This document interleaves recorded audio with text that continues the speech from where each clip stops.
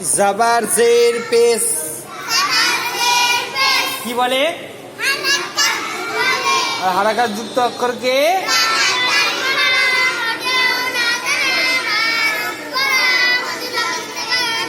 এটা সুকুন বা জাজম, যে অক্ষরের উপরে থাকবে তাকে সাকিন বলে। আর সাকিন যুক্ত অক্ষরকে পূর্বের অক্ষরের সঙ্গে মিলিয়ে পড়তে হয়। এটা কি হামজা সাকিন। কিরকম ভাবে পড়তে হবে? হামজা সাকিনকে একটু ঝটকা দিয়ে পড়তে হয়, একটু ঝটকা দিয়ে পড়তে হয়। আর হামজা কটা আকারে লেখা হয়? 3টি আকারে লেখা হয়। কখনো আলিফের আকারে, কখনো ওয়াওয়ের আকারে, কখনো ইয়ায়ের আকারে লেখা হয়। আলিফ মাদ্দা, ইয়া মাদ্দা, ওয়াও মাদ্দা, এটা কি বলে? হরফে মাদ্দা। এটা কি বলে? হরফে মাদ্দা। আলিফ মাদ্দা, ইয়া মাদ্দা, ওয়াও মাদ্দা। আলিফের পূর্বে জাবার হলো আলিফ মাদ্দা, ইয়া সাকিনের পূর্বে জের হলো ইয়া মাদ্দা, ওয়াও সাকিনের পূর্বে পেশ হলো ওয়াও মাদ্দা। এই হরফের মাদ্দাকে একাধিক পরিমাণ টান দিয়ে, হরফের মাদ্দাকে কি করে পড়তে হয়? একাধিক পরিমাণ টান দিয়ে। এটা হচ্ছে খারাজ জাবার, আগে আমাদের হয়ে গেছে। এরপর আমাদের হবে এটা কি? খারাজের। নিচে হলে কি হয়? খারাজের। আর এটা উল্টা পেশ। এই খারাজের ইয়া মাদ্দার সমতুল্য। খারাজের কার সমতুল্য? ইয়া মাদ্দার সমতুল্য। ইয়া মাদ্দার সমতুল্য। খারাজের ইয়া মাদ্দার সমতুল্য। খারাজ জাবার ছিল আলিফ মাদ্দার সমতুল্য। খারাজ জাবার কার সমতুল্য ছিল? আলিফ মাদ্দার সমতুল্য ছিল খারাজ জাবার। খারাজের কার সমতুল্য? ইয়া মাদ্দার সমতুল্য। মানে কি? ইয়া মাদ্দাকে একালি পরিমাণ টান দিয়ে পড়তে হয়, খারাজেরকে একালি পরিমাণ টান দিয়ে পড়তে হবে। দেখো, হামজা খারাজের ই, বা খারাজের বি, তা খারাজের তি, সা খারাজের সি, জিম খারাজের জি,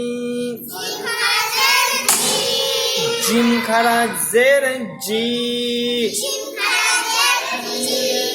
হা খারাজের হি,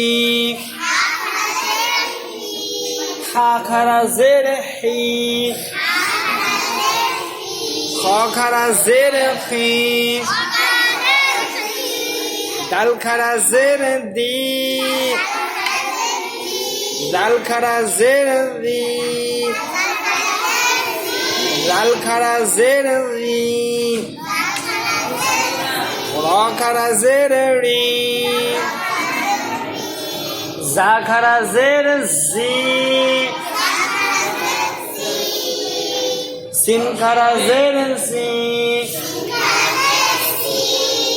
শিন খারাজের সি, সদ খারাজের সি, সদ খারাজের উই, ত খারাজের তুই, জ খারাজের উই, আইন খারাজের উই, আইন গলা থেকে বেরোবে, আইন খারাজের উই, গইন খারাজের গি, ফা খারাজের ফি, কফ খারাজের কি, কফ খারাজের কি, কাফ খারাজের কি, লাম খারাজের লি, মিম খারাজের মি, নুন খারাজের নি, wow খারাজের we, Ha খারাজের he, Hamza খারাজের E, yeah খারাজের E.